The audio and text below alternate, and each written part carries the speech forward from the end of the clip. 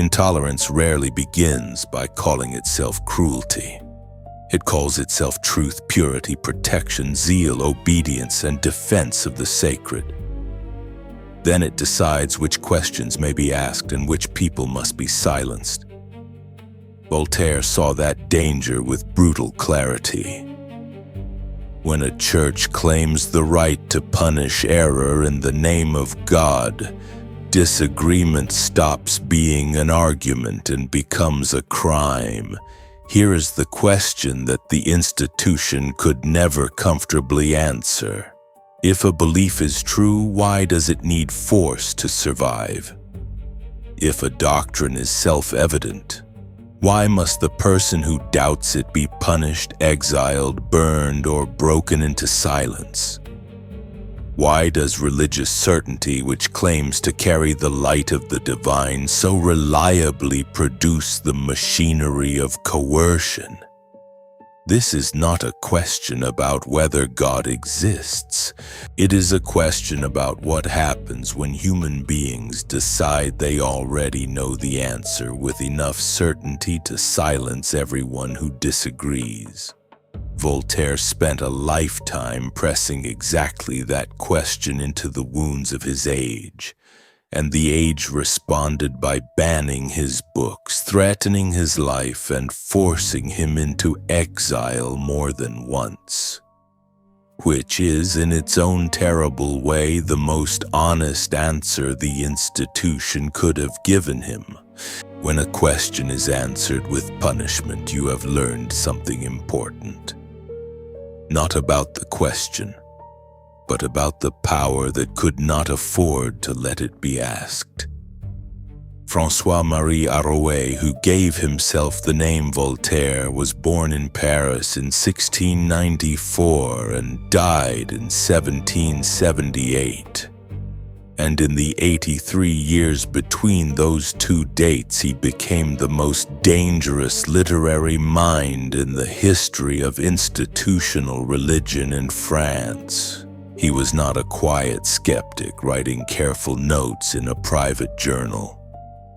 He was a satirist, a polemicist, a philosopher, and a publicist of forbidden ideas who understood that ridicule and argument together could do what centuries of private doubt had failed to do. He could make an institution look not merely wrong, but absurd, and that is a wound from which power recovers very slowly. He is remembered for many things. For Candide, that devastating philosophical fable about optimism and suffering. For his correspondence with kings and empresses. For the cry that became his signature, the phrase "écraser l'infâme," which translates roughly as "crush the infamous thing," the infamous thing being fanaticism, superstition, and the clerical abuse of sacred authority. But the work that concerns us most deeply in this investigation is his treatise on tolerance, written in 1763 in direct response to a specific act of judicial murder. Voltaire did not write in the abstract. He wrote because someone had died, and the someone who died, and the institution that helped kill him, became the lens through which he exposed a weapon that had been hiding inside religion for centuries. To understand what Voltaire was attacking, you first have to understand what the Church actually taught about error and its consequences, because the doctrine was not presented as cruelty. It was presented as responsibility. The logic, in its most charitable form, went something like this. Truth exists. God revealed that truth through Scripture, through tradition, and through the authority of the Church. If a soul accepts that truth, it may be saved. If a soul rejects it, it may be lost. If a community allows false teaching to spread without resistance, It places not only individual souls but the entire moral and spiritual fabric of society at risk. Therefore, protecting the faith is not an act of aggression. It is an act of love. It is what a faithful shepherd does for the flock. This logic had deep roots and long consequences. It ran through the writings of Augustine, who in the early 5th century developed an interpretation of the parable of the great banquet, specifically the instruction to compel them to come in, as a justification for using state coercion to bring heretics back to the church. It was not, in Augustine's framework, a violation of the heretic's dignity. It was a rescue operation conducted against the heretic's confusion.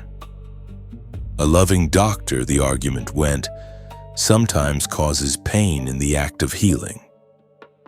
The church, by forcing error back toward truth, was doing the painful work of love. That framework persisted for over 1,000 years, layered with theological precision and canon law. By the time the medieval Inquisition took formal shape in the 13th century, the logic was fully institutionalized. Heresy was not merely a theological disagreement. It was, in the language of the law, a spiritual crime that endangered the social body. Secular authorities were expected to cooperate with ecclesiastical tribunals. The burning of books and, in extreme cases, the burning of persons were presented not as defeats for civilization but as victories for truth. The doctrine did not hide its severity. It explained its severity, and for centuries that explanation was accepted as sufficient. It would be a serious mistake to look at that history from a comfortable distance and assume that only villains believed it. Many ordinary people across many centuries accepted the logic of religious intolerance not because they were cruel by nature, but because they lived inside a world where that logic felt like love, protection, and sacred duty. When you genuinely believe that certain doctrines are the difference between eternal salvation and eternal damnation, the stakes of error are incomprehensibly high. A parent who truly believed that a heretical teacher was leading children toward hell would not feel that silencing that teacher was an act of oppression. They would feel it was the only responsible thing to do. There was also the question of communal purity and social coherence. In a society where religious identity was not a private spiritual preference but the very fabric of law, kinship, calendar, and moral life, doctrinal deviation was not simply a personal choice. It was a rupture. It threatened the shared world that everyone depended on. Intolerance in that context, they are, from the inside perspective of the community, pulling at the threads that hold everything together. And then there was the deepest layer, the one that is hardest to argue with directly, which is the question of divine loyalty.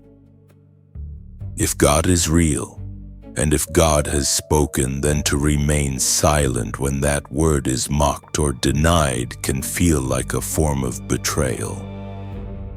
The righteous anger that fuels intolerance is not always cynical. Sometimes it is entirely sincere. It is the anger of someone who believes they are standing in the presence of something holy and watching others treat it with contempt. That sincerity does not make intolerance harmless, but it does make it human. And Voltaire knew that. He was not writing about monsters. He was writing about what sincere people do when certainty is joined to power. But here is where the first rupture appears, and it is a rupture that cannot be easily sealed once you see it. If a belief is true, truth has a quality that does not require a tribunal to enforce it. Truth can be demonstrated, argued, examined, questioned, and ultimately recognized by a mind willing to follow the evidence. That is what truth does. It survives examination. It does not need to make examination dangerous. The moment an institution begins punishing people for asking questions, it has told you something important about its relationship to the answers it is protecting. It has told you that the answers cannot survive the questions. Voltaire pressed exactly this point in ways that were both philosophically rigorous and devastatingly witty. A faith that requires the suppression of doubt to remain stable is not a faith sustained by evidence or reason. It is a faith sustained by silence. And silence can be produced by two things only: conviction that nothing more needs to be said, or fear that something damaging might be. When an institution reaches for punishment every time a voice rises to ask why, you are no longer watching conviction. You are watching fear in its most institutionally organized form. The question of whether the doctrine is true has been quietly replaced by the question of whether the doctrine is safe to question. This is the crack that runs through the foundation, and once you see it, the architecture above it begins to look very different. Because if the role of sacred authority is to guide souls toward truth, and if truth by its own nature should be able to withstand examination, then an institution that forbids examination has stopped defending truth and started defending something else. It has started defending itself. If this investigation is resonating with you, if this is the kind of question you have needed someone to ask without flinching, take a moment and give this video a like. It tells us that this work matters, and it helps other people who carry these same questions find their way here. To understand Voltaire's anger, you need to inhabit the world that produced it, because the treatise on tolerance did not emerge from a philosopher's quiet study. It emerged from a judicial murder committed in the city of Toulouse in 1762. Jean Calas was a Protestant merchant, a member of France's Huguenot minority, a community that had suffered legal persecution for more than a century following the revocation of the Edict of Nantes in 1685. When his son was found dead, the city of Toulouse, inflamed by a rumor that the father had killed the boy to prevent his conversion to Catholicism, convicted Jean Calas of murder on the basis of almost no credible evidence, and tortured him to death using the breaking wheel. He maintained his innocence until he died. Voltaire investigated the case, concluded that Calas had been the victim of Catholic fanaticism and judicial corruption, and launched a public campaign that eventually secured a posthumous exoneration. The treatise was his philosophical response to the world that had made that case possible. And the world that made it possible had a very long history. France in the 18th century was still living with the memory of the wars of religion, a series of catastrophic conflicts between Catholics and Protestants that had devastated the country across the second half of the 16th century. culminating in the St. Bartholomew's Day massacre of 1572, in which Catholic mobs and royal forces killed tens of thousands of Huguenots across France in a matter of days. That massacre was not a spontaneous explosion. It was preceded by decades of preaching in which Protestant belief had been presented not as a theological disagreement, but as a spiritual infection threatening the soul of the nation. Intolerance did not cause the massacre alone, but the logic of intolerance, the idea that error must be eliminated rather than debated, created the framework within which mass killing could feel like righteous action. The institutional machinery for managing religious dissent in Catholic Europe had been developing since the 12th century, beginning with the crusade against the Cathars in southern France and the creation of the Inquisition under Pope Gregory IX in 1231. The Inquisition was not a single organization but a system of ecclesiastical tribunals with varying powers and practices across different regions and centuries. The Spanish Inquisition, established in 1478 under Ferdinand and Isabella, became particularly notorious for its use of torture, its secret proceedings, its confiscation of property, and its public executions known as autos da fe. The Index of Forbidden Books, established by the Council of Trent in 1564, systematized censorship across the Catholic world, placing works by Erasmus, Galileo, Descartes, and eventually Voltaire himself on its prohibited list. These were not isolated excesses, they were systems. They were built, maintained, reformed, and defended by people who believed they were doing necessary work. The censors who reviewed manuscripts believed they were protecting souls. The inquisitors who conducted trials believed they were pursuing justice. The theologians who authorized torture believed with varying degrees of sincerity that temporary bodily pain was a merciful price to pay for the recovery of an eternal soul. The architecture of intolerance was constructed not by people who laughed at cruelty, but by people who found profound moral meaning in its application. That is what made it so durable. And that is what made Voltaire's critique so threatening. He was not saying that evil people had infiltrated the church. He was saying that the logic of the institution, the very structure of sacred certainty joined to institutional authority, made these outcomes predictable. Voltaire also lived in a world where intellectual dissent carried very real personal consequences. He had been imprisoned in the Bastille twice in his 20s.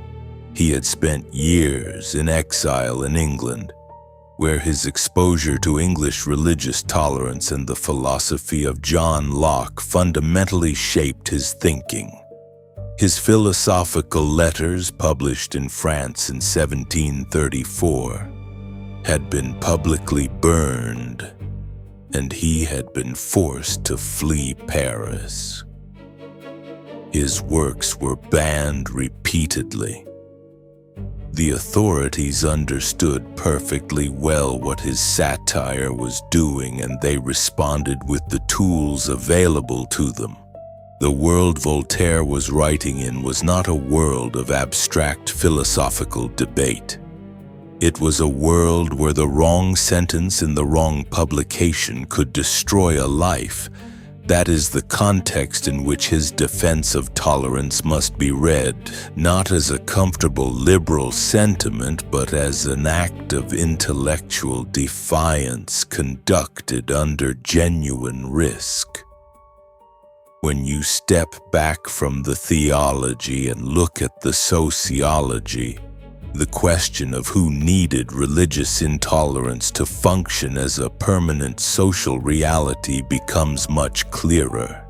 Institutions that claim exclusive access to sacred truth depend for their authority on that claim remaining uncontested, not universally believed in the private hearts of every member because private doubt is impossible to eliminate, but publicly uncontested, ritually affirmed and structurally protected.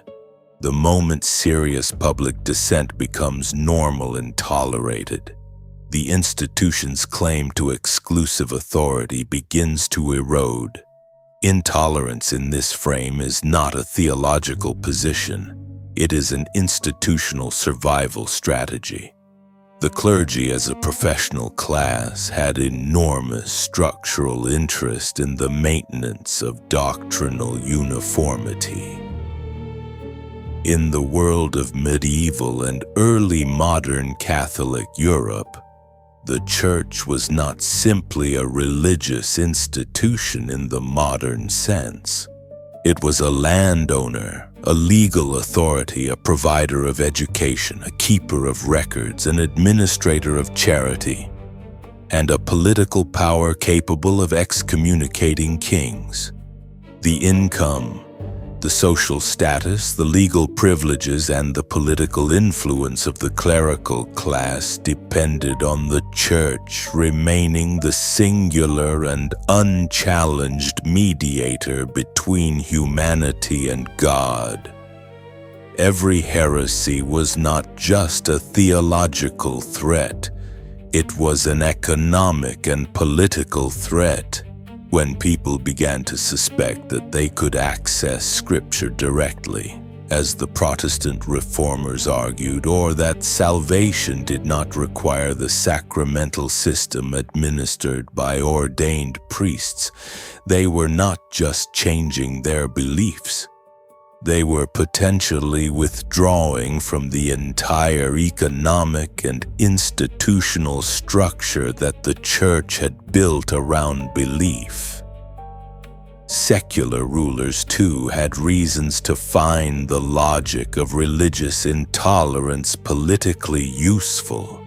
In a world where royal authority was legitimized by divine sanction, religious unity and political unity were deeply intertwined.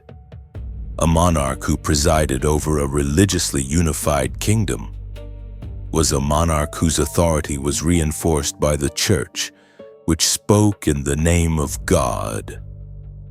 Religious dissent was therefore not merely a spiritual problem, it was a potential source of political fragmentation, popular resistance, and dynastic instability.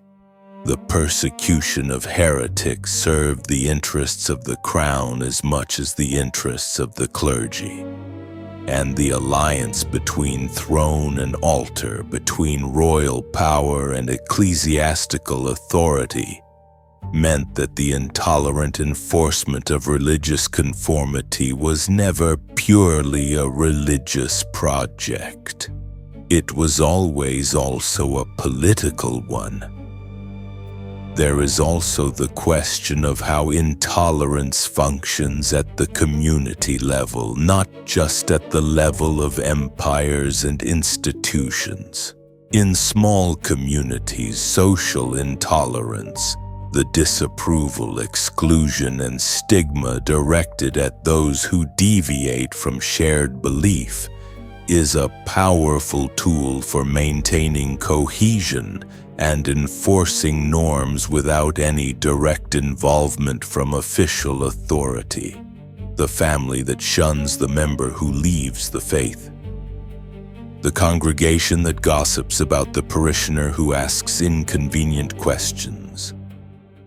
The priest who warns from the pulpit that doubt is the gateway to hell. These are not centrally coordinated acts of oppression. They are the distributed application of the same logic, the logic that treats deviation as danger and conformity as virtue. And they work precisely because they are distributed. No single authority needs to order them. The community does the work itself, and each participant feels righteous rather than coercive.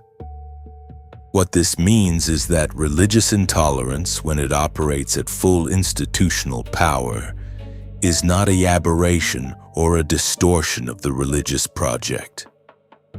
It is the predictable outcome of a specific combination of factors that Voltaire identified with remarkable precision. Those factors are the claim to exclusive sacred truth, the institutional investment in the stability of that claim, the alliance with political power, and the distribution of enforcement through community social pressure. Remove any one of those factors and the system weakens, but when all four are present simultaneously, as they were in Catholic France in the 17th and 18th centuries, the result is a world in which disagreement is structurally impossible to express without consequence. And that world, Voltaire argued, was not protecting truth. It was manufacturing silence. The deepest contradiction inside the doctrine of religious intolerance is one that its defenders rarely confronted directly, and when they did, they usually retreated into authority rather than argument. The contradiction is this: the tradition that justified intolerance claimed to be grounded in a revelation of universal love. The God whose honor was being defended by the suppression of dissent was described throughout the scriptures as a God of mercy, compassion, and care for the weak. The Christ whose name was invoked to justify the burning of books and the torture of suspected heretics was depicted in the Gospels as someone who ate with sinners, argued with authorities, and said that the greatest commandment was to love. The gap between the source material and the institutional practice was not small. It was a chasm. Voltaire did not miss this. He pointed out, with his characteristic mixture of precision and ferocity, that the word tolerance does not appear in the vocabulary of the gospel. Christ did not establish a tribunal. He did not authorize the use of torture to extract confession. He told a story about a prodigal son who was welcomed back without preconditions. And he directed his harshest words not toward the sinners and skeptics around him, but toward the religious authorities who used the law as an instrument of exclusion and judgment. The institution that claimed to represent his teaching had, in the centuries since his death, built precisely the kind of apparatus he had most consistently condemned. That is not a minor irony. It is a foundational rupture between the charter and the practice. There is a second layer to the contradiction, and it operates at the level of epistemology rather than theology. The doctrine of intolerance assumed that the authorities enforcing it possessed sufficient certainty about divine truth to justify the coercion of those who disagreed. But the history of Christian doctrine is not a history of settled certainty. It is a history of fierce, sometimes violent disagreement about the most fundamental questions. What is the nature of Christ? What is the relationship between grace and free will? What is the proper form of the church? What is required for salvation? These questions were debated across councils, schisms, and wars for centuries, and the answers that eventually became orthodox were often determined not by superior argument but by the political power of the parties involved. The certainty that justified intolerance was itself the product of earlier struggles in which different parties, equally certain, had attempted to impose their views by force. The winners called it truth. The losers called it persecution. The contradiction deepens further when you consider the practical application of the intolerant logic. If error must be suppressed because it endangers souls, then the institution suppressing error must be capable of reliably identifying it. But every heresy that was ever condemned was condemned by human beings who believed they were acting in accordance with divine truth. And those human beings were sometimes spectacularly wrong. The Galileo affair is the most famous example, but it is far from the only one. The condemnation of usury, later revised when economic realities made the revision necessary. The theological justifications for slavery offered by figures of considerable authority over many centuries. The divine endorsement of particular political arrangements that collapsed when the political arrangements collapsed. An institution confident enough in its certainty to burn people for disagreeing with it was repeatedly revealed by history to have been wrong about things it had treated as beyond question. And this is perhaps the cruelest dimension of the contradiction. The doctrine of intolerance caused enormous suffering in service of certainties that were sometimes later quietly abandoned. People were tortured for holding positions that were subsequently rehabilitated. Books were burned that were later recognized as important contributions to human understanding. Communities were destroyed for practicing forms of faith that later generations of the same institution would acknowledge as legitimate expressions of Christian tradition. The damage was permanent. The certainty was not. And no doctrine of divine authority can fully account for the asymmetry between those two facts without confronting the possibility that the certainty was, at least in part, a mask for something far more human and far more interested in its own survival than in the truth it claimed to protect. The central idea in Voltaire's critique of religious intolerance is not that religion is false, and therefore has no right to ask anything of anyone. That is a simpler argument and a cruder one than what Voltaire actually made. His central argument is more precise and more devastating. It is that fanaticism, which he defined as the willingness to harm others in the name of sacred conviction, is not a consequence of strong belief. It is a consequence of the specific and catastrophic decision to treat one's own certainty as sufficient justification for violence. And that decision, he argued, is not divine in origin.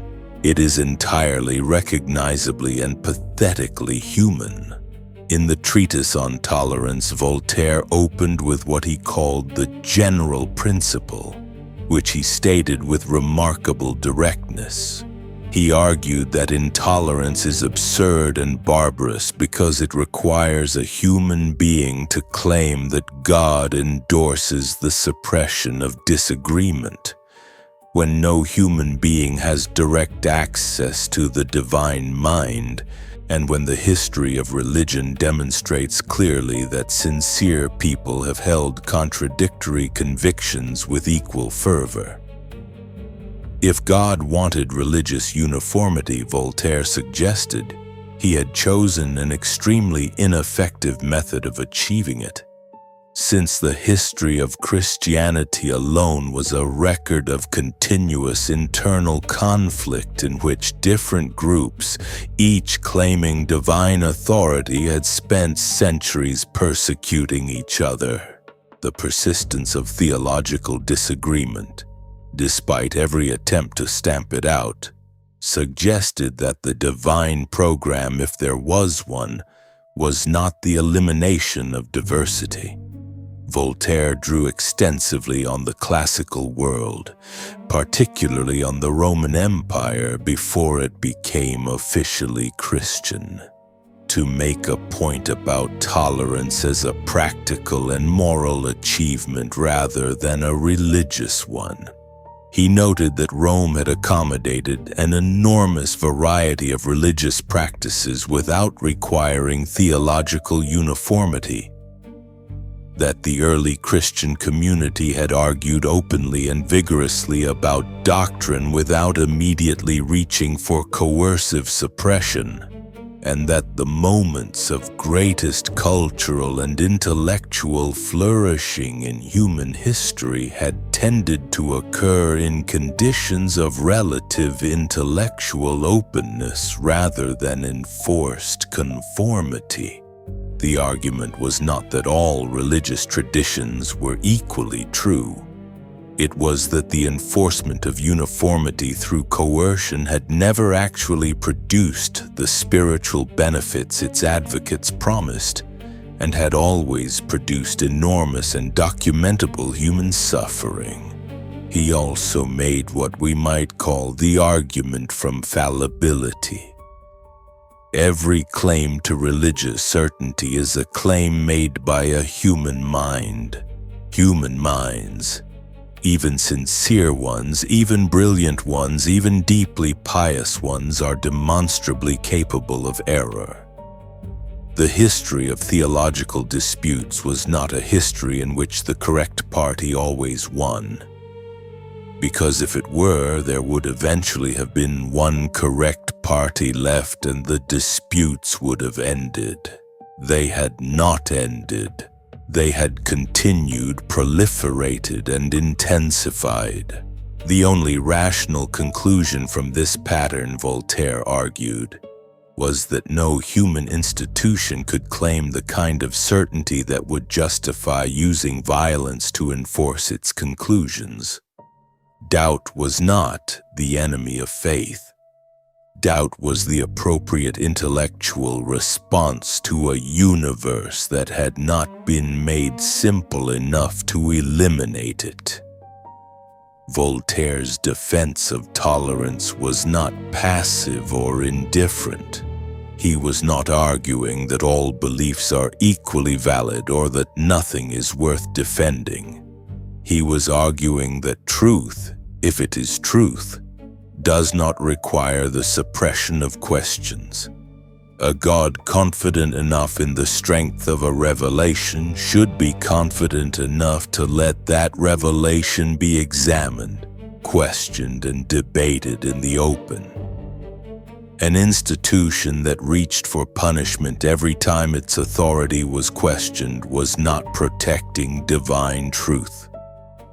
It was protecting institutional power, and Voltaire believed that these two things were not only different from each other, but were often in direct opposition.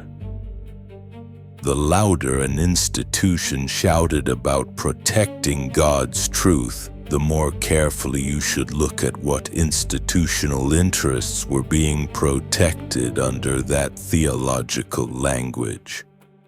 There is also a deeply human element to Voltaire's thought that is sometimes underemphasized in discussions of his philosophy. He was not simply making abstract arguments. He was writing in the aftermath of real suffering, about real people who had been killed by the machinery of institutional intolerance. The Callus case was not the only one. He also intervened in the case of the Chevalier de la Barre, a young nobleman who was tortured and executed in 1766 for the crime of allegedly failing to remove his hat as a religious procession passed. These were not philosophical abstractions. They were human lives crushed by a system that had decided that deviation from prescribed behavior in the presence of sacred symbols was sufficient grounds for mutilation and death. Voltaire's outrage was proportionate, and it found its most enduring expression not in anger alone, but in the precise, methodical, philosophically rigorous argument that tolerance is not a weakness of conviction. It is the only position available to a being who is honest about the limits of what any human mind can know. When Voltaire's framework is applied directly to the Church's doctrine and practice of intolerance, several specific mechanisms come into sharp focus.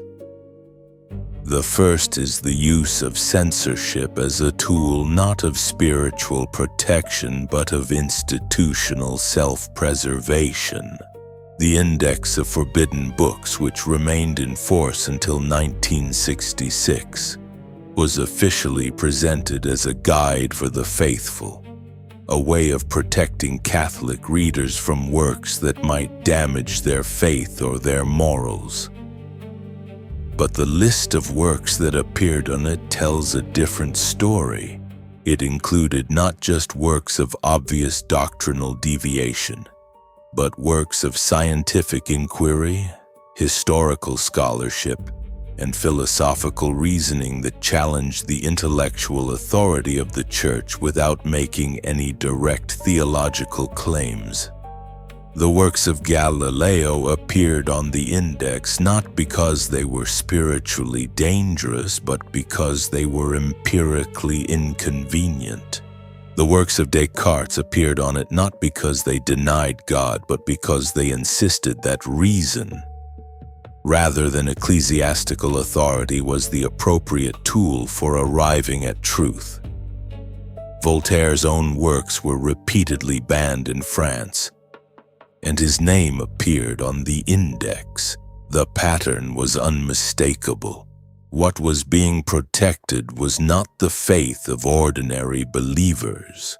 What was being protected was the claim that the Church possessed the final and authoritative answer to every important question. The second mechanism Voltaire's lens illuminates is the use of punishment as a communicative act directed not only at the individual being punished, but at the community witnessing the punishment. The public burning of books and the public execution of heretics and blasphemers were not primarily intended to eliminate specific ideas or specific individuals. If elimination had been the goal, private executions would have served as well. The public nature of the punishment was essential because its real function was pedagogical. It taught the watching community what the consequences of certain kinds of speech and certain kinds of thought would be. It transformed dissent from a merely intellectual or spiritual risk into a visceral, embodied social danger after witnessing or hearing about a public punishment. A person who harbored similar doubts did not need to be directly threatened. They had already learned at the level of the body rather than the intellect what kind of world they were living in. That is precisely the mechanism Voltaire named when he described fanaticism as the cultivation of terror in service of uniformity. The third mechanism is what we might call the theology of moral panic, the use of exaggerated claims about the spiritual danger posed by dissent to justify responses that would otherwise appear disproportionate. The language deployed against heretics across the medieval and early modern periods was consistently the language of pestilence, infection, and contamination. Heresy was not described as a disagreement to be addressed by argument. It was described as a disease to be quarantined and, if necessary, amputated. The medical metaphor was not accidental. It served a specific rhetorical purpose. It made the extreme response feel not only justified but medically necessary and even compassionate. A doctor who amputated a gangrenous limb was not cruel. The inquisitor who burned a heretic before the spiritual infection could spread was, within the framework of this rhetoric, performing an equivalent service.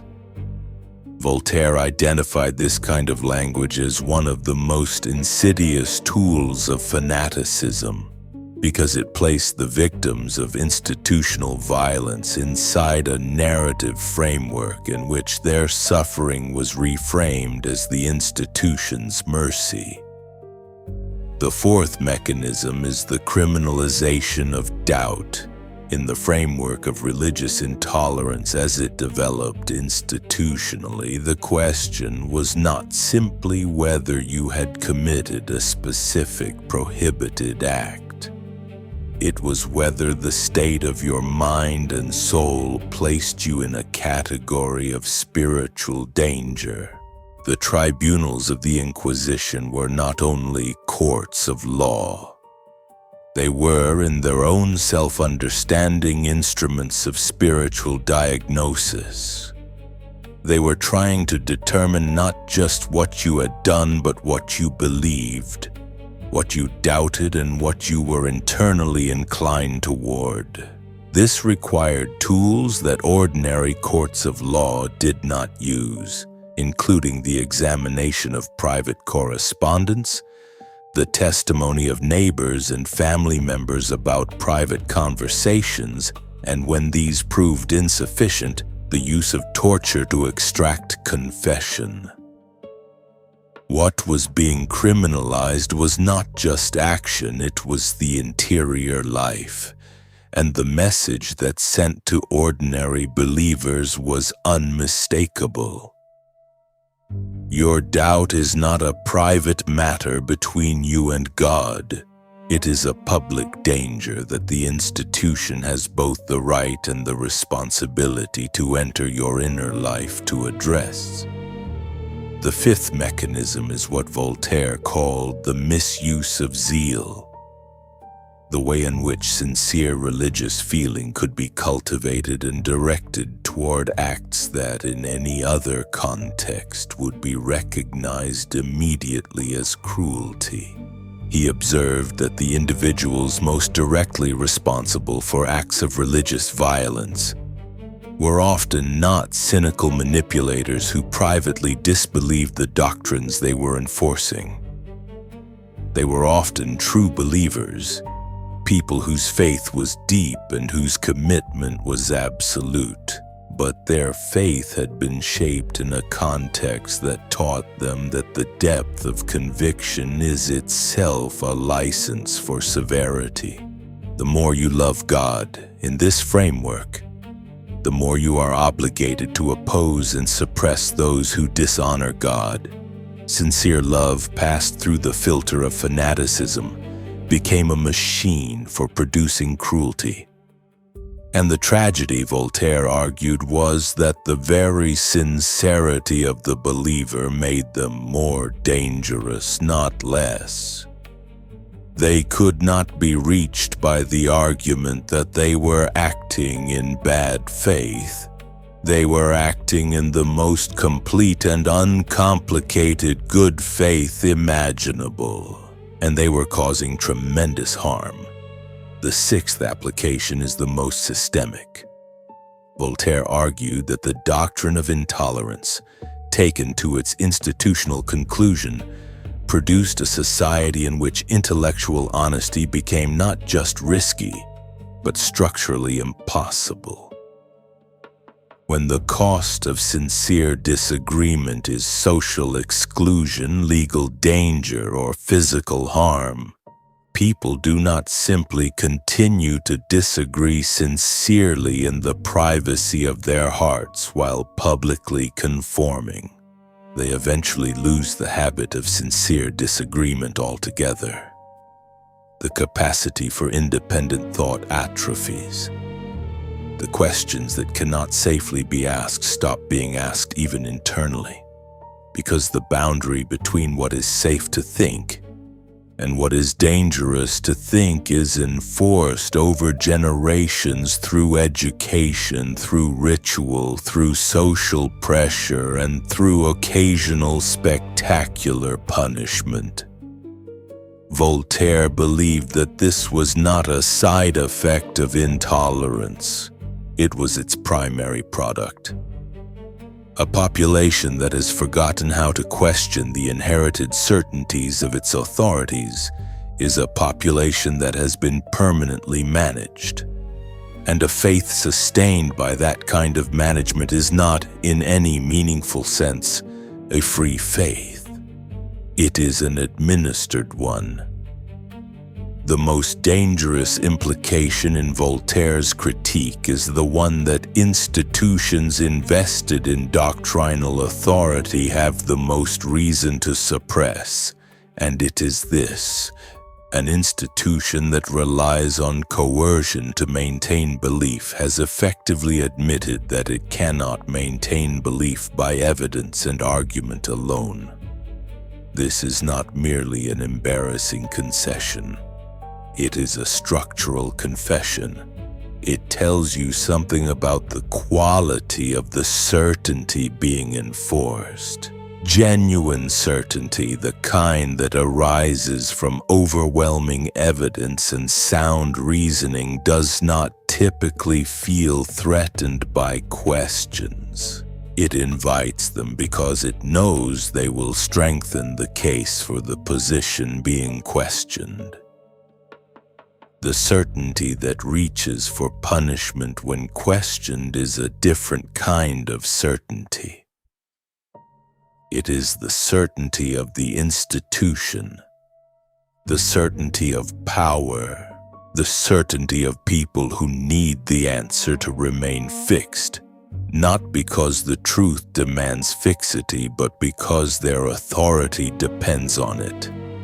This implication is dangerous specifically because it reframes the meaning of institutional confidence. For centuries, the severity of the Church's response to heresy had been read by many ordinary believers as evidence of the depth of the Church's conviction. An institution willing to burn books and execute dissenters must really believe what it is saying, the logic went. Otherwise, why would it go to such lengths? Voltaire's analysis inverted this completely. The severity of the response was not evidence of confidence. It was evidence of anxiety. The institution that punishes questions the most harshly is the institution most afraid of where the questions lead. Read this way: the entire history of religious persecution becomes not a monument to faith, but a record of institutional insecurity. The implication also extends to the individual believer who accepted and participated in the logic of intolerance. If the severity of one's response to dissent reflects anxiety rather than conviction, then the most zealous enforcers of religious conformity were not the most faithful. They were the most frightened. The person who cannot tolerate the presence of doubt in others is, on this reading, a person who cannot tolerate the presence of doubt in themselves.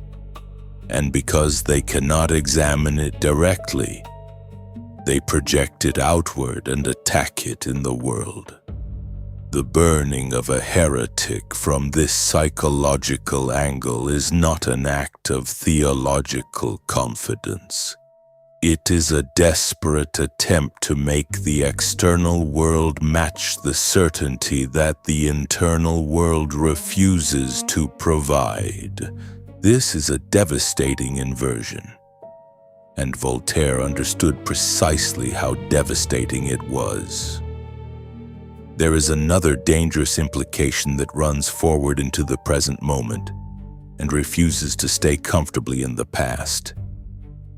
Voltaire's analysis does not apply only to the specific institutional structures of early modern Catholic Europe. It applies to any situation in which a community decides that its sacred certainties are important enough to justify the silencing, exclusion, or punishment of those who question them. The specific mechanisms change. The heresy tribunal becomes the social shunning. The index becomes the platform ban. The burning at the stake becomes the public denunciation and career destruction. The logic, however, is recognizable. The sacred certainty changes its content while retaining its structure, and the structure, Voltaire argued, is what matters. As long as an institution or a community decides that its truths are too important to be questioned, it will find ways to punish the questioning. The specific sacred content is almost secondary to the intolerant mechanism itself. The implication that is perhaps most threatening to institutional religion in particular is the one that arises when you ask what a faith that did not need coercion would actually look like. Voltaire was not arguing that faith is impossible without coercion. He was arguing that coercive faith is not free faith, and that there is a meaningful difference between the two. A person who believes because they have been protected from the possibility of examining the alternatives is not, in any philosophically serious sense, a person who has chosen to believe. They are a person who has been managed into a position that feels like belief from the inside but is structurally a form of intellectual captivity. What would it look like to build a community of faith that was so genuinely confident in the truth of its claims that it actively encouraged examination, welcomed doubt, and trusted that honest inquiry would lead eventually toward the good? That is the question Voltaire's critique makes not only possible but necessary. And for an institution whose authority rested on the management of certainty, it was a question that could not be allowed to be asked too loudly or too publicly, without threatening something very fundamental. The final dangerous implication, and the one that Voltaire himself felt most personally, is simply this. The history of religious persecution is not a story about aberrations. It is not a story about a few bad actors who distorted an otherwise healthy tradition. It is a story about what happens when institutions with access to sacred language and political power decide that their mission is important enough to justify the subordination of individual conscience and individual rights.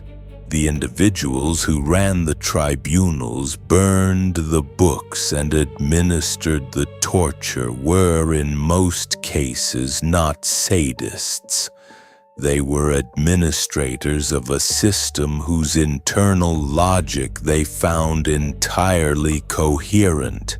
And that is the most alarming finding in Voltaire's investigation.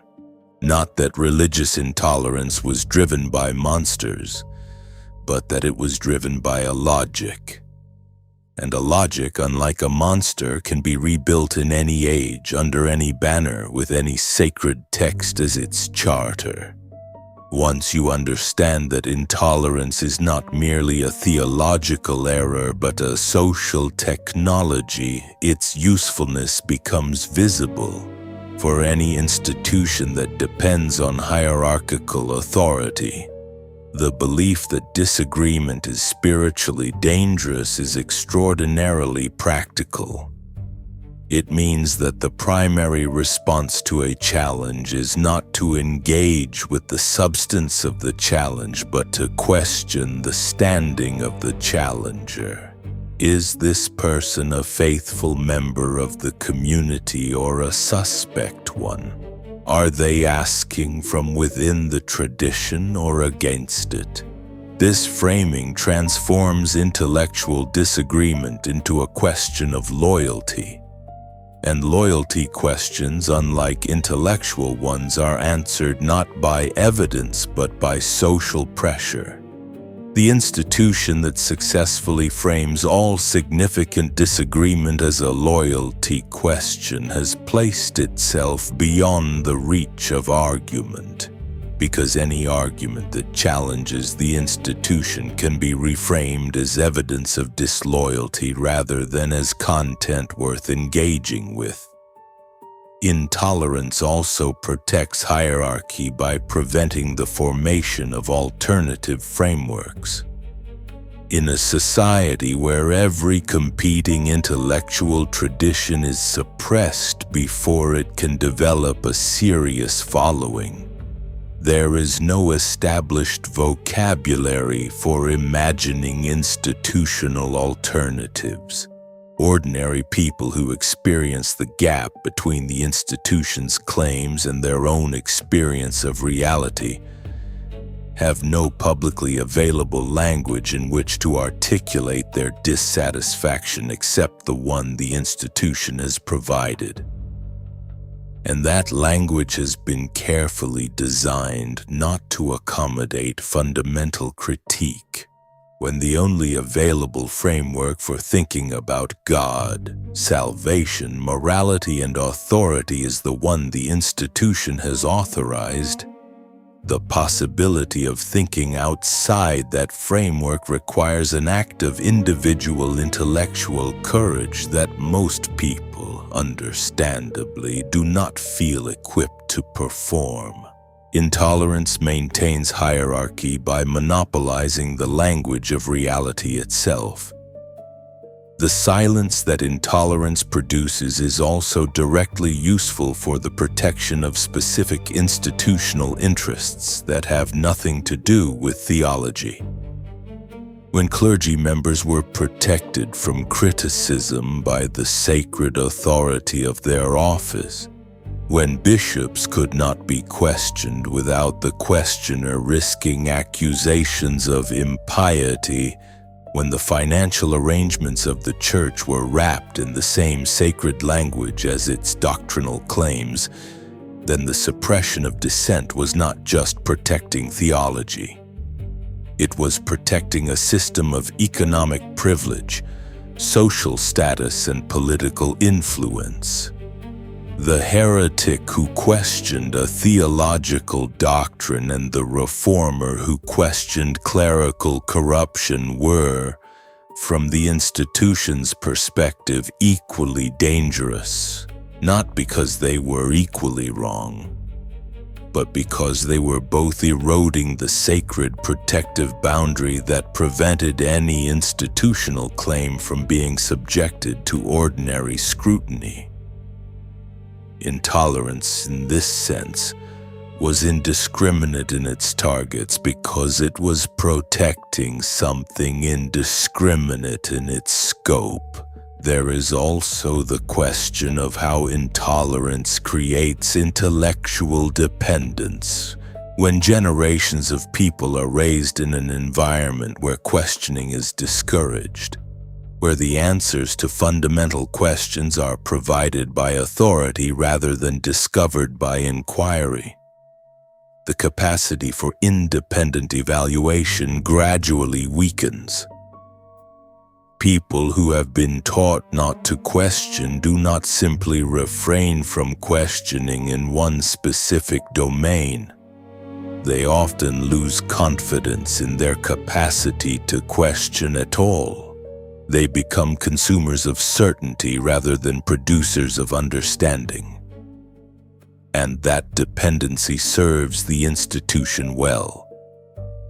A community that depends on its authority figures to tell it what is true and what is false is a community that cannot easily imagine functioning without those authority figures. The institution that creates this dependency does not need to maintain it by constant coercion. After a few generations, the dependency maintains itself.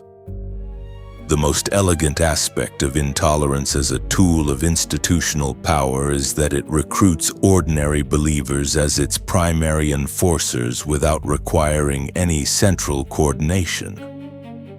Once the logic is established that disagreement is danger and conformity is virtue, the community polices itself. The neighbor who reports suspicious speech, the family member who shuns the relative who has left the faith, the congregation member who spreads rumors about the parishioner who asked the wrong question, none of these people experience themselves as instruments of institutional control. They experience themselves as faithful members of a community defending something precious against genuine threat. The institution does not need to direct them. It only needs to have shaped their understanding of what counts as threat and what counts as faithfulness. After that, the machinery runs on the energy of sincere conviction, and the institution can honestly disclaim direct responsibility for what that machinery produces. The psychological effects of sustained intolerance on individuals within the affected community are both well documented and deeply underestimated by those who experienced them as children and therefore lack a comparison point. The most immediate effect is the specific and chronic anxiety that arises when you cannot be certain that your internal states are safe. In a community where doubt is treated as spiritual danger, the ordinary experience of uncertainty, which is among the most fundamental features of conscious life, becomes a source of shame rather than a prompt for inquiry. Children who grow up in such communities do not learn to ask questions. They learn to suppress the impulse to ask questions, and then gradually to feel ashamed of the impulse itself. The result is not a person without questions. It is a person with questions they have learned to treat as evidence of their own deficiency. This shame around doubt produces a specific kind of performance, a performance of certainty that the performer may not be entirely capable of sustaining internally. The necessity of performing a faith you are not certain you possess creates a particular psychological tension, because the performance must be maintained not only in public but increasingly in private. Since the distinction between your public and private self becomes dangerous when your community treats inner life as a legitimate subject of institutional scrutiny. The person who has spent years performing certainty without feeling it begins to lose track of the boundary between the performance and the experience. They are no longer simply pretending. They are engaged in a project of continuous self-management that requires significant psychological energy and produces at its most acute a profound disconnection from their own inner life. The fear of social exclusion that intolerance produces is not a minor inconvenience. In communities where religious membership is coextensive with family belonging, neighborhood identity, professional networks, and social support, excommunication or shunning is not merely a spiritual sanction. It is the removal of the entire social infrastructure of a person's life. People who risk this removal are not choosing between two equally weighted options. They are choosing between intellectual honesty and the entire world they have ever known. Most people confronted with that choice choose the world, and they cannot be simply judged for that choice because it is not an easy or a cowardly one. It is a recognition of what the institution has made the stakes. Voltaire understood that the most powerful tool of psychological control is not the fear of punishment for specific acts. It is the cultivation of a world in which nonconformity and catastrophic loss are made to feel synonymous. There is also the long-term psychological effect of living in a community where certain questions are structurally forbidden.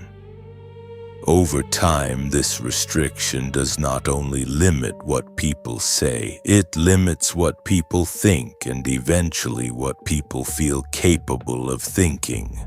The questions that cannot be asked begin to feel not just dangerous but illegitimate, as if the desire to ask them reflects something wrong with the person who wants to ask, rather than something incomplete about the answers the institution has provided. This is one of the most insidious effects of sustained intolerance because it does not require ongoing enforcement once it is established. The former believer who leaves an intolerant religious community and continues, for years afterward, to experience guilt, shame, and a sense of transgression simply for thinking thoughts that their former community would have disapproved of, is not experiencing a personal failure of reason. They are experiencing the residual effects of a psychological shaping that was conducted systematically from childhood in the name of spiritual care. And yet, even in this difficult territory, Voltaire insisted on something important. He insisted that the human capacity for reason and the human hunger for honest inquiry do not disappear under pressure. They go underground. They express themselves sideways in private doubt, in the search for thinkers who say what cannot be said openly, in the relief that comes from discovering that someone, somewhere, has articulated the question you had been told you were wrong to carry. This is why his work circulated illegally in France and across Catholic Europe despite every attempt at suppression. Not because people were seeking to rebel for rebellion's sake, but because they were seeking intellectual companionship for doubts they had been carrying in isolation. The psychological effect of intolerance includes the hunger it creates, and that hunger, when it finally finds expression, can be the beginning of something that the institution could not afford to produce and could not ultimately prevent.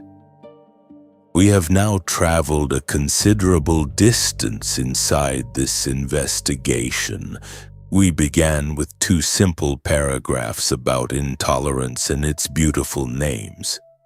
We have watched those names reveal themselves as masks for something considerably less beautiful. We have entered the world behind the doctrine, the world of broken families and burned books and bodies on the wheel, the world Voltaire was writing in and writing about.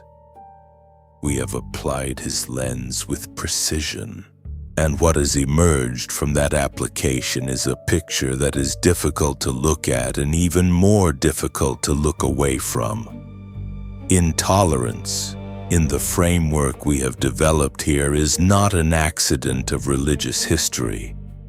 It is a feature. It is what happens predictably and consistently when sacred certainty is joined to institutional power and given permission to treat disagreement as danger. The doctrine that protected God's truth turned out on examination to protect something more mortal and more interested. The apparatus that claimed to serve the faithful turned out to serve the institution with a consistency and a devotion that it rarely directed toward the people nominally in its care. The certainty that felt like divine confidence revealed itself under Voltaire's analysis as institutional anxiety dressed in the language of revelation. None of this is comfortable to see. It was not comfortable in the 18th century. It is not entirely comfortable now. The questions it raises are not historical questions alone.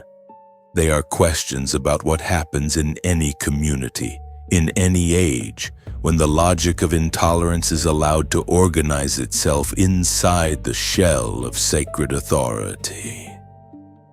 What we have seen in this investigation is not that all religious belief reduces to power. It does not. The sincere faith of ordinary people who find meaning, comfort, and moral orientation in their traditions is real and worthy of respect. What we have seen is that sincere faith and institutional power are not the same thing, and that the conflation of the two has historically served the institution far more reliably than it has served the believer. Voltaire's great contribution was not to destroy faith. It was to separate with extraordinary precision the question of what a person genuinely believes from the question of what an institution requires them to be seen to believe. Those are different questions with very different moral stakes, and the ability to hold that distinction clearly is, he argued, the beginning of intellectual freedom. We are halfway through this archive, and if this investigation matters to you, if you feel that these questions deserve serious attention, then consider subscribing to the Heretic Lens. This channel exists for exactly this kind of examination. Not to replace belief with contempt, not to trade one certainty for another, but to open the archives that institutional authority preferred to keep sealed. Every video here is built the same way this one is, from the doctrine forward into the history, from the history into the philosophy, from the philosophy into the question that changes how you see. Subscribe and join an audience that has decided that inherited certainty deserves honest examination. We still have significant ground to cover in this investigation. We have examined the historical machinery and the philosophical lens, but we have not yet organized the strongest evidence systematically. We have not yet given a fair hearing to the strongest defense of the traditional position.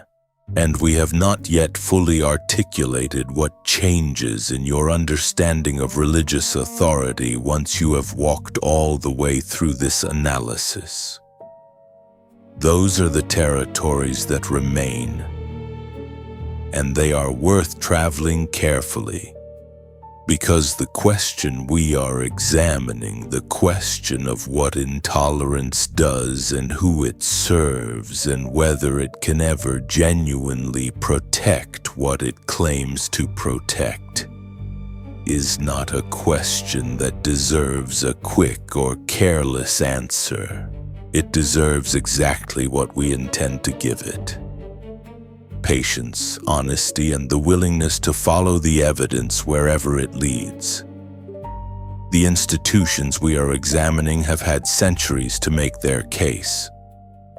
They have had the authority of Scripture, the prestige of tradition, and the power of the state at various points in their history.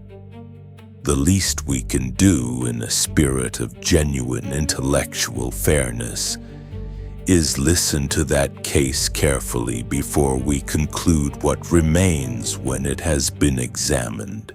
That is what the second half of this investigation will do. And by the time we are finished, the question we started with, why does religious certainty so often produce intolerance, and why did Voltaire consider it so dangerous, will have an answer that is neither simple nor comfortable. But that is at every point on it. The historical evidence for the operation of intolerance as an institutional weapon rather than as a theological accident is extensive and crosses multiple centuries, geographies, and institutional contexts. Begin with the Albigensian Crusade of the 13th century, which was directed not against an external enemy of Christendom but against the Cathar communities of southern France. The Cathars were Christian in the sense of accepting Christ as a central figure in their theology. But their understanding of his nature, the nature of matter and spirit, and the proper organization of the Church diverged sharply from Rome. They were, from the institutional perspective, heretics. Pope Innocent III called a crusade against them in 1209. The crusade lasted for nearly 20 years and resulted in the deaths of hundreds of thousands of people. The city of Béziers, which contained both Cathars and Catholics, was sacked and burned. When asked how to distinguish between the faithful and the heretics in the city, the papal legate is reported to have said, in words that have echoed through history, "Kill them all. God will know his own." Whether or not those words were spoken precisely as recorded, they capture the logical endpoint of institutional intolerance with disturbing accuracy. When the categories of error and truth are drawn sharply enough, and the stakes are defined as eternal, the destruction of the uncertain becomes not a crime, but a precaution. The Spanish Inquisition, which operated from 1478 to 1834, provides a detailed institutional record of how the machinery of intolerance functioned at its most systematized. Its primary targets were conversos, Jewish and Muslim converts to Christianity who were suspected of continuing to practice their former religions in private.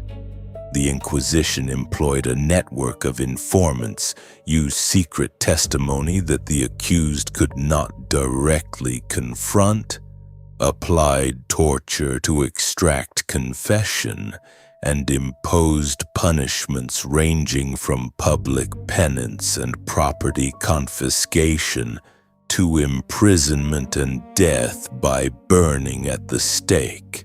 The auto da fe, the public ceremony of judgment and punishment, was precisely the pedagogical instrument Voltaire had identified. It was conducted with considerable pomp, attended by civil authorities in large crowds, and designed to demonstrate the reach and the resolve of sacred authority in the most theatrical way possible. The message was not addressed to the individual being punished. It was addressed to everyone watching. The burning of books is often treated as a secondary or symbolic act compared to the persecution of individuals, but it deserves to be understood as a substantive component of the intolerant project. The medieval Catholic tradition of burning heretical texts began at least as early as the Council of Nicaea in 325, when the works of Arius were condemned. The practice intensified through the early modern period. The works of John Hus were burned at the Council of Constance in 1415, as was Hus himself. The works of William Tyndale, who translated the New Testament into English, were burned in England. The Talmud was burned repeatedly across Catholic Europe. The symbolic logic of book burning is identical to the symbolic logic of the auto da fe. It demonstrates that the institution controls not just the behavior of people but the availability of ideas. It declares that certain thoughts, once committed to writing, must be prevented from circulating. Because the institution is not confident that its own teaching can withstand comparison with the forbidden material. The case of Galileo, while complex in its details, provides perhaps the clearest illustration of how the machinery of intolerance operates when its target is scientific rather than theological disagreement. Galileo's support for heliocentrism was not simply a matter of astronomical debate. It threatened the Church's interpretive authority over Scripture, specifically passages that had been read as implying a geocentric universe. The Inquisition summoned Galileo in 1633, threatened him with torture, and required him to recant his scientific conclusions and declare that the earth did not move. He complied under compulsion. He spent the remainder of his life under house arrest. The document of his condemnation specifically accused him of holding a position contrary to Holy Scripture. The institution had decided that its reading of Scripture was more authoritative than the evidence of careful empirical observation, and it was willing to use legal coercion to enforce that priority. This was not an isolated incident of institutional overreach. It was the doctrine of intolerance applied to the question of who has the authority to determine what is true. The history of censorship in the Catholic Church, crystallized in the Index Librorum Prohibitorum, demonstrates the breadth of the territory that intolerance was deployed to protect. The index was not limited to works of obvious theological heresy. At various points it included the works of Descartes, Locke, Hume, Kant, and a significant portion of the greatest philosophical and literary production of European civilization. Voltaire's own works were comprehensively represented. The principle of inclusion was not complexity or difficulty alone. It was the potential to lead readers toward conclusions that the institution had not authorized, and the breadth of that category, encompassing not just theological but philosophical, scientific, historical, and literary thought, reveals something important about the scope of the authority the institution was claiming. It was not claiming authority over religious practice alone. It was claiming authority over the entire domain of serious thought, and it was using the tools of intolerance to enforce that claim across centuries and across the full range of human intellectual life. The physical and psychological consequences for ordinary individuals caught in the machinery of intolerance are documented in sufficient detail across the historical record to make abstraction impossible. The records of the Spanish Inquisition have been partially preserved and studied extensively by historians, and they reveal beneath the institutional language of spiritual correction the texture of individual lives destroyed, families denounced by neighbors with personal grudges, converts who had practiced Christianity faithfully for decades tortured for alleged secret rituals, people who confessed under torture to actions they had not committed and were then executed on the basis of those confessions, people who refused to confess and were executed for that refusal. The gap between the institutions claimed that it was engaged in spiritual medicine, and the reality of what its procedures produced in the lives of actual people is not a small gap that can be attributed to imperfect implementation of an otherwise sound principle. It is the gap between what institutional intolerance says about itself and what institutional intolerance actually does. And Voltaire, with his characteristic refusal to allow sacred language to serve as cover for human cruelty, insisted that the gap be examined rather than rationalized. The defense of religious intolerance in its most serious and historically aware form does not begin with an endorsement of burning people at the stake. It begins with a genuine and philosophically serious question about what communities require in order to survive and transmit their values across time. Every community, religious or secular, depends on some shared framework of meaning that is treated as beyond routine negotiation. A legal system that treated the prohibition on murder as permanently open for philosophical challenge would not be a more enlightened legal system, it would be a non-functional one. Similarly, a religious community that treated its most fundamental commitments as permanently provisional might find that those commitments gradually lose the motivating force that makes them capable of shaping moral life at all.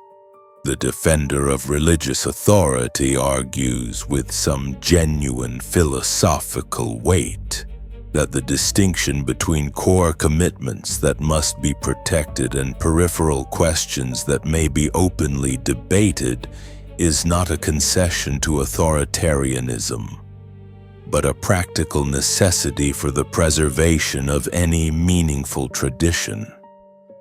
The strongest defenders of the Church's historical record on intolerance also argue that its critics, including Voltaire, apply a standard of anachronistic judgment that is intellectually unfair.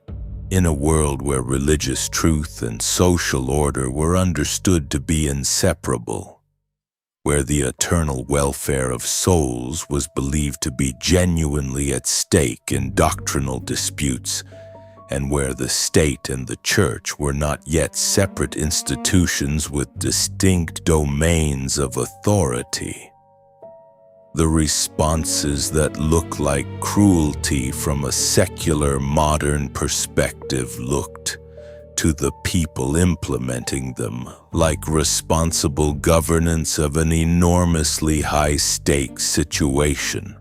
The argument is not that the outcomes were good. It is that the intentions were not simply cynical, and that judging historical actors by the moral standards of a very different political and philosophical world requires a kind of epistemic humility that Voltaire himself, for all his brilliance, did not always practice. There is also the argument from consequence. The communities that practiced religious intolerance were, in many cases, communities that maintained remarkable internal cohesion, care for their members, continuity of tradition, and depth of cultural identity across long periods of time and under conditions of significant external pressure. The Amish communities of North America, which practice a moderate but real form of social intolerance through the mechanism of shunning, have maintained a coherent way of life for centuries in the middle of a surrounding culture that is radically at odds with their values. The communities that practice the most rigorous forms of doctrinal enforcement also produced in many cases extraordinary art, architecture, philosophy, theology, and institutional charity. The Cathedral of Notre Dame in Paris was built by the civilization that burned heretics. The argument is not that these things justify each other. It is that the relationship between intolerance and cultural vitality is more complex than a simple narrative of institutional oppression suggests. The most philosophically serious objection to Voltaire's position, however, is the one that asks what happens to communities that abandon the logic of intolerance entirely, if all beliefs are treated as equally provisional. If the community commits to protecting every form of dissent, including dissent from the value of tolerance itself, then the community may find that it has no effective mechanism for protecting the value it cares most about from those who intend to destroy it. This is a genuine paradox that liberal political philosophy has grappled with continuously since the Enlightenment. Karl Popper would later call it the paradox of tolerance. The observation that unlimited tolerance will eventually be destroyed by those who are intolerant. The defender of religious intolerance uses a version of this argument when they insist that a community committed to the preservation of sacred truth cannot afford to tolerate, without limit, the public advocacy of positions that are designed to undermine that commitment. Intolerance, in this framing, is not an act of intellectual cowardice. It is a form of institutional self-defense conducted on behalf of something the community genuinely believes is worth defending. Finally, the defender of the tradition argues that Voltaire's portrait of religious intolerance systematically underweights the genuine good that religious institutions produced alongside the coercion. Hospitals, schools, orphanages care for the elderly and the dying. The preservation of classical learning through the dark centuries after the fall of Rome, the provision of meaning and community to people who would otherwise have had neither. These were not secondary features of the institution Voltaire criticized. They were central to its identity and its genuine social function. A critique that focuses exclusively on the machinery of coercion while ignoring the fabric of care that the institution also sustained is not a complete critique. It is a selective one, and a selective critique, however eloquent, does not fully justify the conclusion that intolerance was the defining feature of the religious enterprise rather than one among many dimensions of a complex and historically significant institution. The objections are serious. They deserve to be taken seriously, and they have been throughout this investigation. But when the evidence is examined honestly and the logic is followed to its conclusion, the central problem that Voltaire identified does not dissolve under the weight of the defense. It remains. It remains because the argument from institutional necessity, the argument that communities require protected core commitments, does not actually require coercion to function. It requires conviction, community, and a tradition of serious internal argument. None of those require the threat of punishment to operate. The difference between a community that maintains its commitments through the genuine persuasion of its members and a community that maintains them through the threat of social or legal consequence is not a minor administrative distinction. It is the difference between a community of believers and a community of the managed.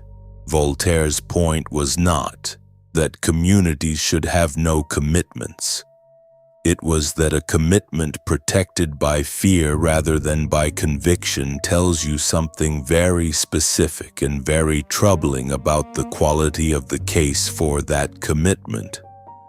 The argument from anachronism deserves particular scrutiny because it is the most commonly deployed defense of historical religious intolerance and the most philosophically comfortable one.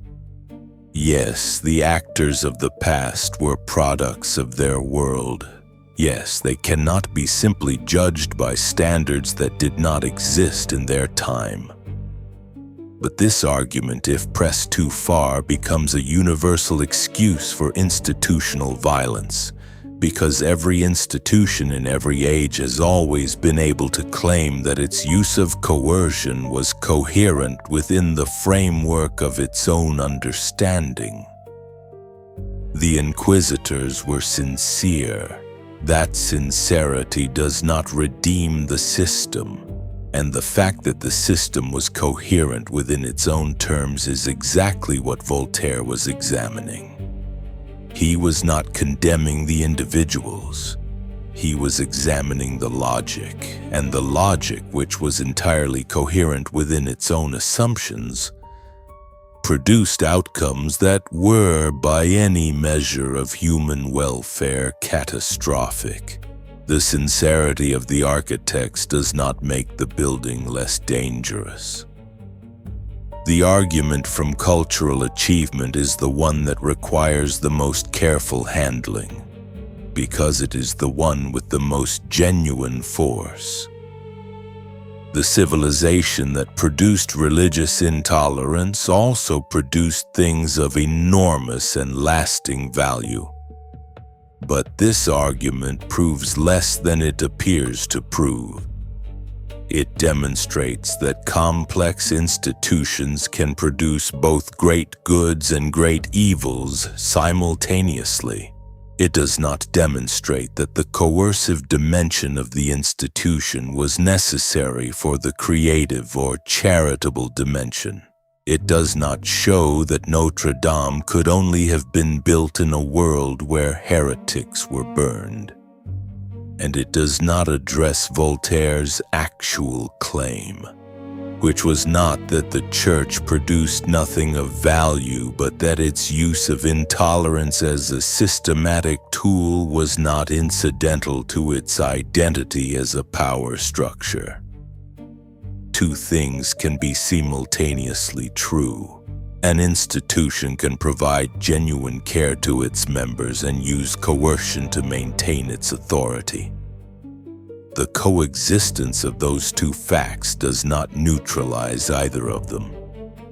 The paradox of tolerance argument is philosophically interesting, but ultimately does not rescue institutional religious intolerance from Voltaire's critique. Because the paradox applies to a very specific situation in which a community's fundamental values are under direct attack by forces that intend their destruction. That situation is real, and the argument that applies to it has genuine force. But it does not apply to the suppression of scientific inquiry, the banning of philosophical texts, the criminalization of private doubt, or the torture of people suspected of practicing their former religion in secret. These are not responses to existential threats. They are applications of coercive authority to the suppression of intellectual and spiritual life that pose no genuine danger to the community, except the danger of honest examination. Voltaire's critique is aimed precisely at this zone, where the paradox of tolerance is invoked not to protect genuine community survival, but to protect institutional authority from the questions that would expose its limits. The problem finally remains because the pattern has not stopped. The specific institutional forms that Voltaire attacked have changed significantly in most parts of the world. The index no longer operates. Inquisitorial tribunals no longer function in secular legal systems.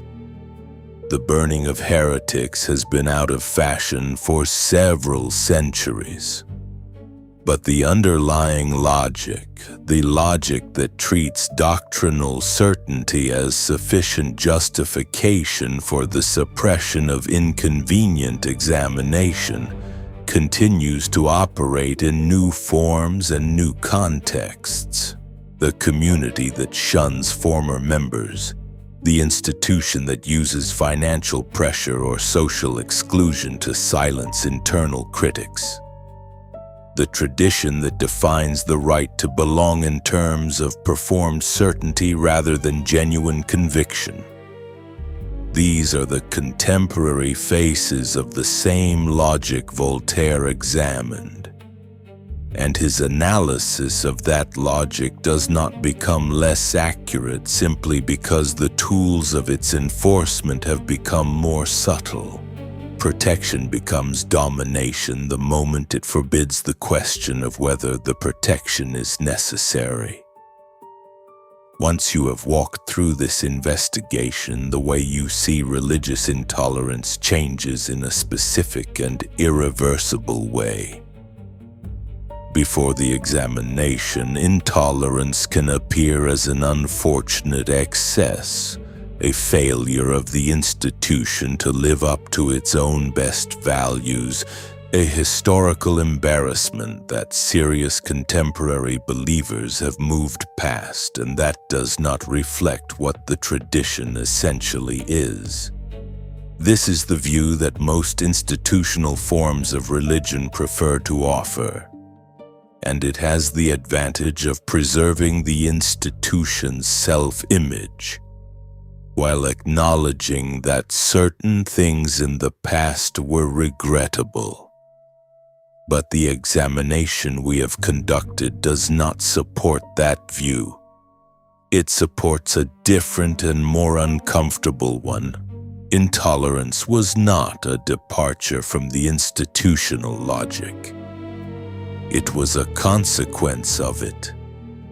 The specific turn that changes everything is the recognition that intolerance was not incidental to the institution's claim to authority.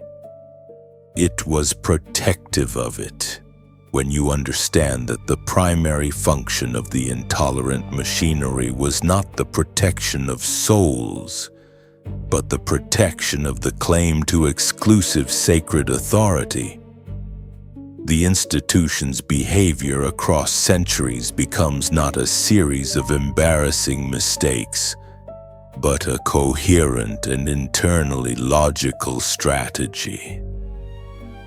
The moments of greatest coercive severity correspond with remarkable regularity to the moments when the institution's authority was most seriously threatened. The Inquisition intensified in the aftermath of the Reformation. The censorship apparatus expanded in response to the printing press, which made the circulation of unauthorized ideas practically impossible to stop. The condemnation of Galileo came at a moment when empirical science was beginning to demonstrate that the institution's reading of nature was not always the most accurate one available. Read this pattern, and the picture that emerges is not of a community defending truth against error. It is of an institution defending its authority against examination. This reframing also changes how you understand the relationship between the institution's charitable and coercive activities. They were not in contradiction. They were part of the same strategy of comprehensive authority. An institution that provides hospitals and schools and care for the dying is an institution that people depend on. And people who depend on an institution are not well positioned to challenge it. The provision of care and the exercise of coercion were not the light and dark sides of a morally complex institution. They were two instruments of the same project of total social authority. One soft and the other hard. Both aimed at the same end of making the institution indispensable and unchallenged. The psychological dimensions of this realization deserve careful attention. For people who were raised inside traditions that practiced intolerance in its more contemporary forms, the recognition that this intolerance was structural rather than accidental can produce a complex emotional response. On one hand, it can be clarifying. The guilt, shame, and fear that accompanied honest doubt begin to make more sense as products of a deliberately cultivated environment rather than as appropriate responses to genuine spiritual danger. The self-censorship and social performance that dominated certain years of life become intelligible as rational adaptations to a situation of real social risk rather than as evidence of personal weakness or spiritual failure. Understanding the mechanism does not erase the experience, but it changes how the experience is interpreted, and that change in interpretation can be the beginning of a recovery of inner freedom. It also changes how you engage with the tradition going forward. Once intolerance is visible as a tool, rather than as an expression of genuine conviction, you can begin to distinguish between the elements of a tradition that are genuinely concerned with truth, meaning, and human flourishing, and the elements that are primarily concerned with institutional self-perpetuation. Those are not the same elements. The tradition does not become entirely opaque or worthless under this examination, but it does become something that requires active discernment rather than passive acceptance. And that is a fundamentally different relationship with inherited belief than the one that institutional intolerance was designed to produce. It is important to be precise about what this examination does and does not establish, because the wrong conclusions are as available here as the right ones, and the wrong conclusions in this territory can produce their own forms of intellectual arrogance. This investigation does not establish that conviction is the same as intolerance.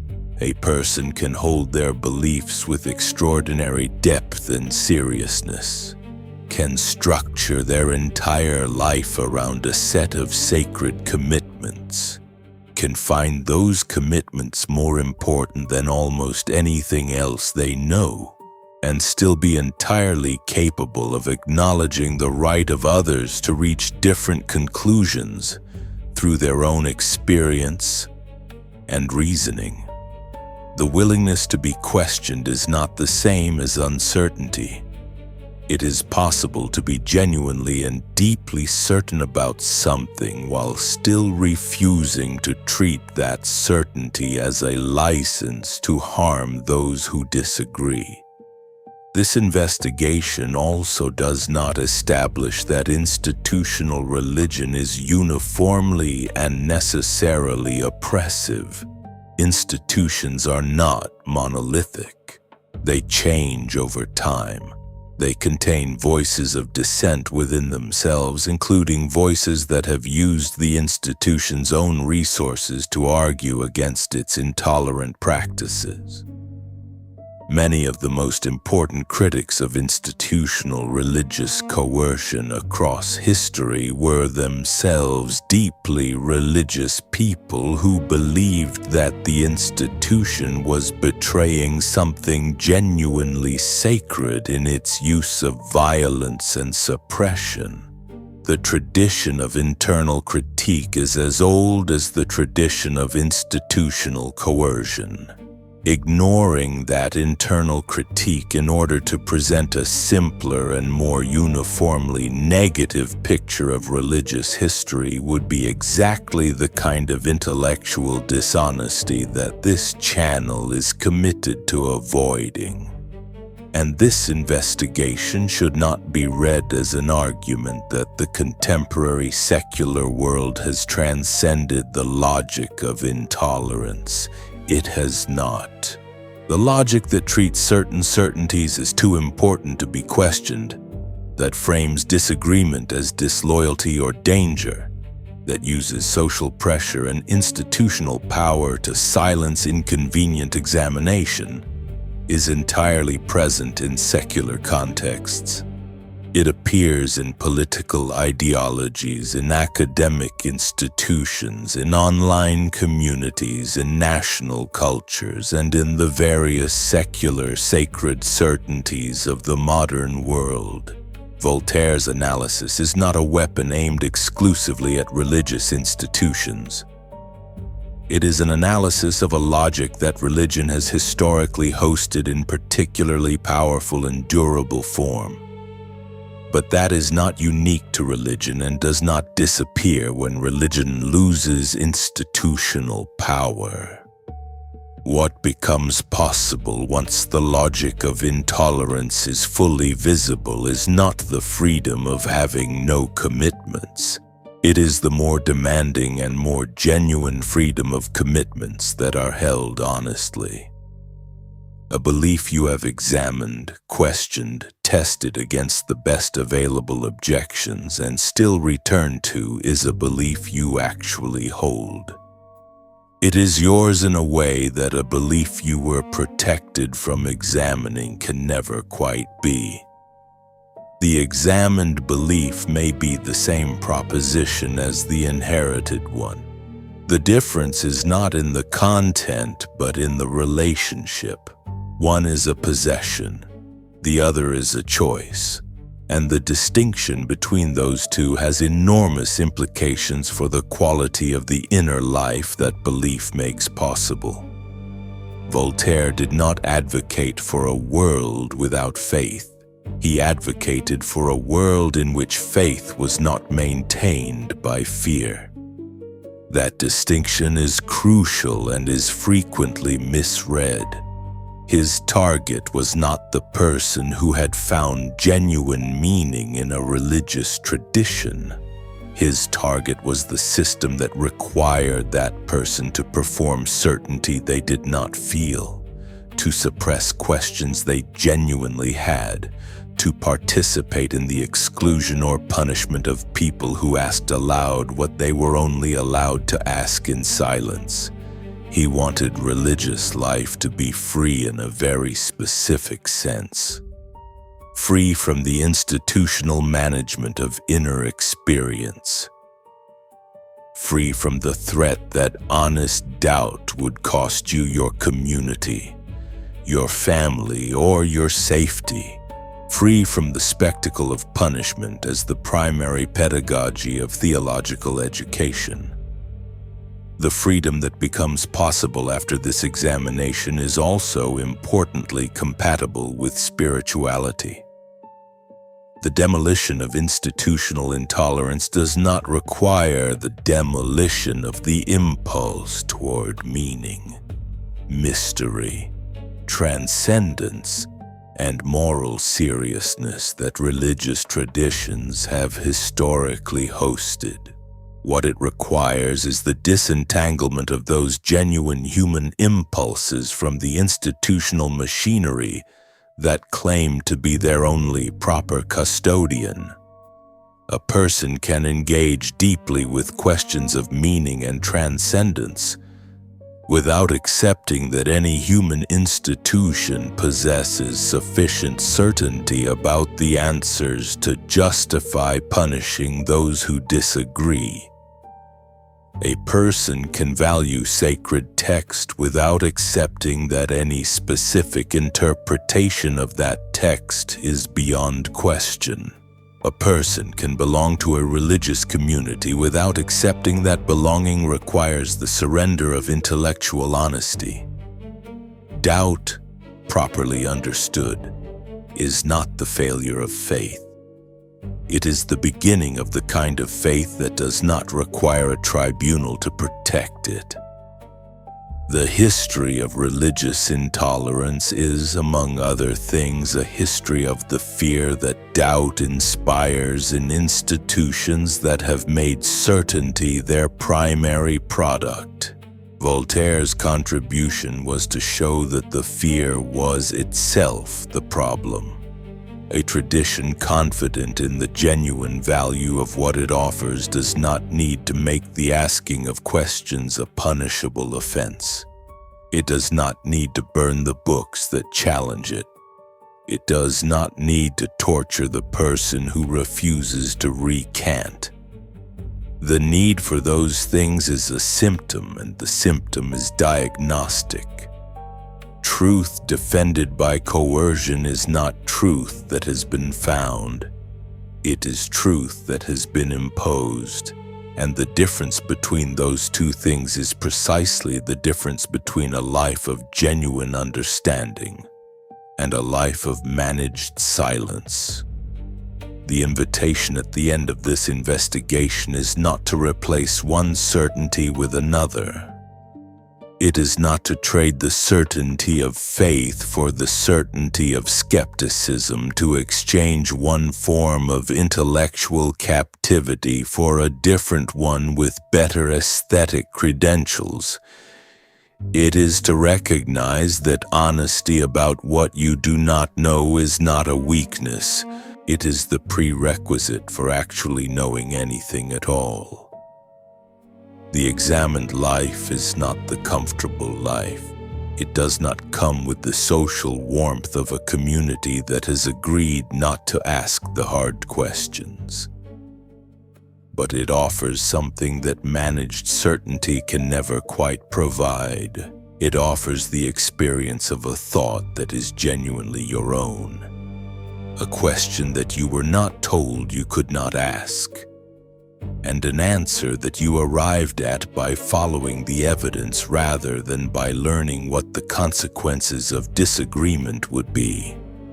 That experience, modest as it sounds, is what Voltaire was defending, and it is, in the precise and serious sense he intended, a form of freedom. Intolerance rarely begins by calling itself cruelty.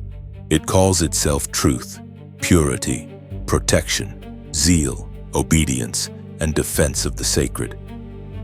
And now, having walked the full length of this archive, you know what is hidden inside each of those names.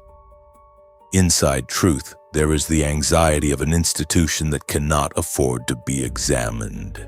Inside purity, there is the social mechanism that turns honest doubt into a source of shame Inside protection, there is the machinery that protects authority far more reliably than it protects the people it claims to serve. Inside zeal, there is the sincere and terrified believer who has been taught that the depth of their love for God must be measured by the severity of their response to those who disagree. Voltaire named the weapon. He spent a lifetime naming it, in exile and under threat, and with the specific and justified fury of a man who had watched it kill. The weapon is real. It is old. And it did not disappear when the bonfires went out. This is the question the investigation leaves you with. And it is a question worth sitting with seriously rather than answering quickly. When religious institutions used intolerance across the centuries, was that intolerance protecting the faith from genuine danger, protecting institutional power from honest examination, or was it destroying the very truth it claimed to defend by making honest faith structurally impossible? Leave your answer in the comments below. And if your answer is more complicated than any of those three options, leave that instead. The complicated answers are the ones this channel is most interested in hearing.